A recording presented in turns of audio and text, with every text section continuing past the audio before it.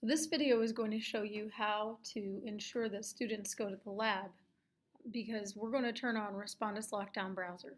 So this means that students must take the test in one of the Ball State labs, and also they are not able to surf the internet or go to other pages in Blackboard when this is on.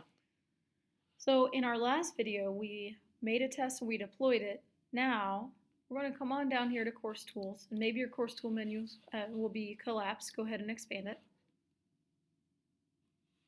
And we're going to find Respondus Lockdown Browser on the list. And now all the tests that I have are all listed here. Here's the midterm exam, that's the one I just deployed. I'm going to click this little symbol here. I don't really know how to describe that, this chevron with the lines. And I select Modify Settings. I want to require Respondus Lockdown Browser for this exam.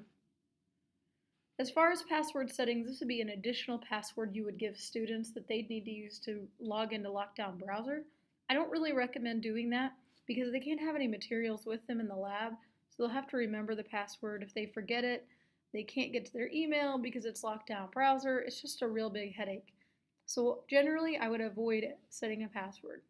Something I like to do is I like to open advanced settings and lock students into the browser until the exam is completed. I find that that's another good thing to do because, as you remember, we didn't turn on forced completion. So we want students to be able to take the test even if the internet has a flicker or an outage. However, this will ensure that they have to finish the entire test. They can't save it and come back. If you have students who need screen readers, don't forget about that. And then save and close. Now, as you can see, this is required. They'll have to go to the lab. If you make any changes to the test options, you want to come back to this menu because if those links get broken because of changes in the test options, it's going to say error. It'll have a fix it button. But generally, you want to have this be the last step you take because that way the test is out there and honestly, you don't have to think about it again until it's time to look at the results. Well, I hope that this helps and that you are ready to go out and deploy some tests.